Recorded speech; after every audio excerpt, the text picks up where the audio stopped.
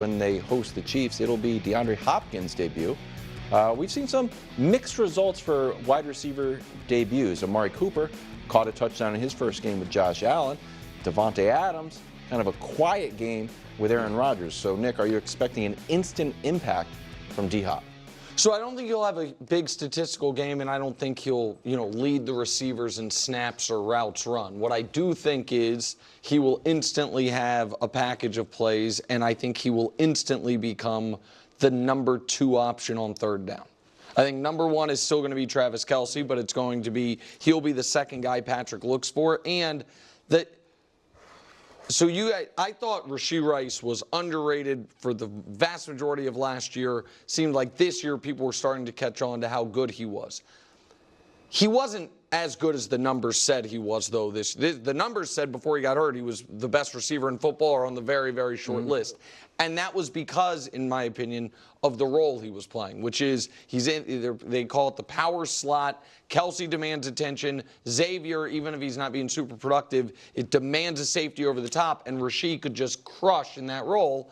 That's the exact role they're going to ask DeAndre Hopkins to play. He's not going to have the yak stuff Rashee did, but the most reliable hands Mahomes has ever had to throw to. So, yeah, I do think he will, I think he'll have 3 or 4 catches, but they'll be third down would be his most important spots. Yeah, I think that's well said. He'll make that type of impact. Also, though, even if he doesn't have a lot of catches, he's going to draw attention. Just by him being out there, they know, okay, we have to pay attention to D Hop, and they know he's going to be doing what you said. Now, again, Rashee was taking those little slants and going, 20 yards downfield. Yeah.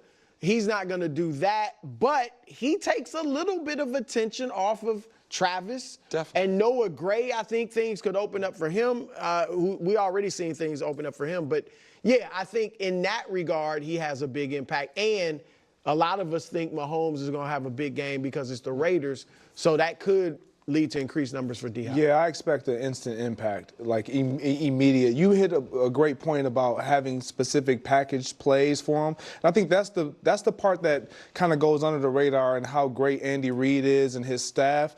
Like, if you bring a guy in like this, automatically you want to just force feed them the entire playbook. But in order for them to feel comfortable for some sort of plays, you have to dial it down and give them a bite size. Like, this is what we're going to do. And then, because you have a quarterback like Patrick Mahomes who's going to get off script. Now it's backyard football.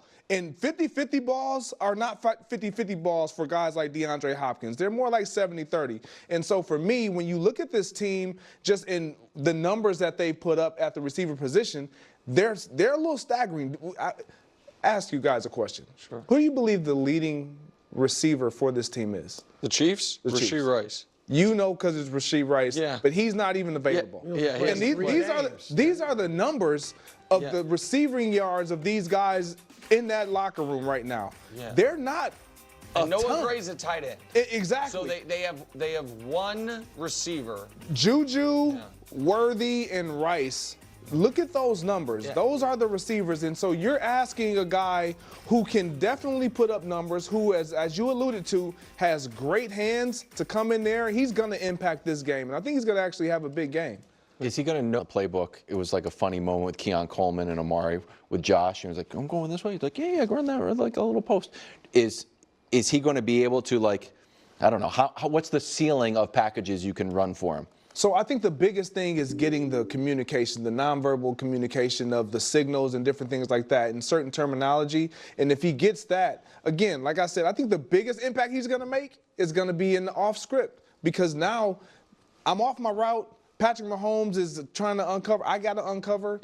It's also, listen, Mahomes is one of the greatest, if not the greatest ever. DeAndre Hopkins, I believe, is going to be a Hall of Famer. And these guys are both something new for the other person. As great as Tyreek was, Mahomes has never had a great receiver with great hands. Right. Tyreek, that's like, and as good as Watson was 5 years ago, Nuke's never the Dallas Cowboys. Cowboys at 49ers this weekend. San Francisco growing as a favorite after they heard our takes. This line now at 4.5. Cowboys off a bye. Here's Dak on what the Cowboys worked on this week. Take a listen. For us, particularly on offense, communication and consistency. It's the best two ways to sum it up. Being consistent on the outside, the playmakers, us in the passing game, and then just communicating up front. I can just tell you, being out there, it's a lot louder on the line of scrimmage. Guys are more confident. That allows the play to start with a whole better vibe and confident beginning. Okay, Brew, who you got in this one? Nick thought he was slick on the morning call. He said he predicted, Brew's going to take the Cowboys. He's been hinting at it all week. That's what he said. And I will be honest in that I have thought about that. Really? They're coming off a bye. San Francisco is banged up. Obviously, the Cowboys are too, but so are the Niners. And the Cowboys are desperate. However, the Niners are even more desperate. I'm going with San Francisco. I can't, Nick, unsee down 47-9 to the Lions. I can't unsee that, all right? And I get that those teams right now are playing far better than San Francisco. But still, though, going into each of those games, it was like the Cowboys got to prove something or they're desperate. Like, it's a huge game. They got to show up like.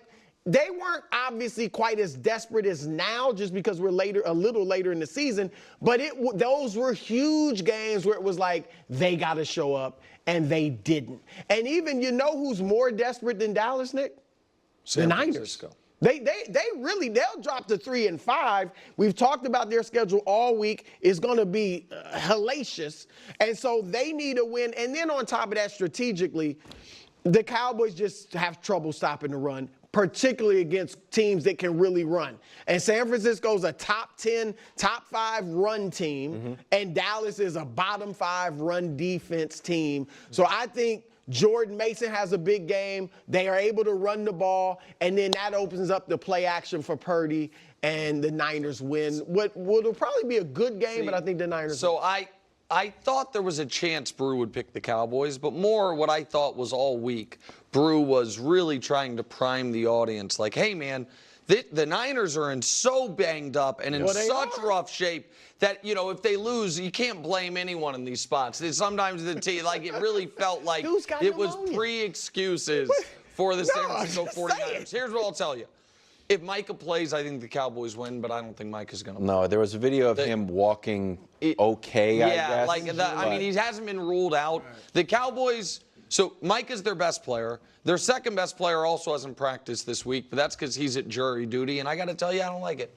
He's just a kicker. Weirdest story. I understand he's just the kicker. It doesn't, to me, bode well for a lot of things. And I understand do your civic duty. I get that. I understand this is probably a maybe illegal take, but certainly an unpopular one. I feel like that's not great. And I do worry about Nicky Bosa against the Cowboys rookie left tackle if they line him up over there. I know he normally lines up on the other side, but if they move him around. And the other thing is this. I don't know how much applies to the Cowboys in this spot because they had the bye, but every single team that has played the Lions has lost their next game. The Lions, and that continued last night. When you played the Lions beat you twice really this year.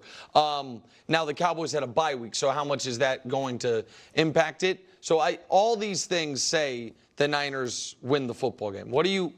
I didn't hear one thing. I believe in Brock Purdy.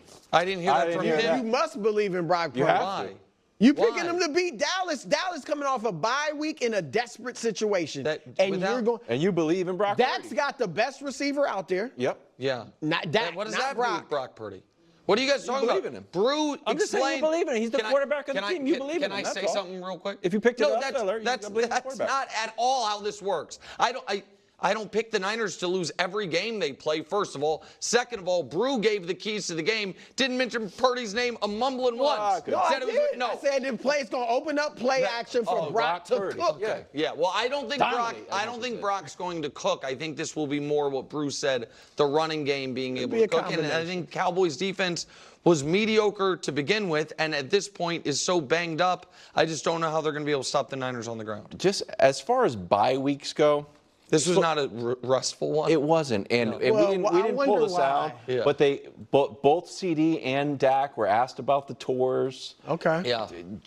We got something. No, I didn't. I didn't even pull it. I was just chatting about it. Yeah. But I feel like if they, after they're getting humiliated last year and they've lost 2 in a row to Brock, this is going to be a bad loss for the Cowboys. It's going to be a demoralizing loss. Every loss feels bad. I know we say that because we magnify the Cowboys, but every loss has been bad.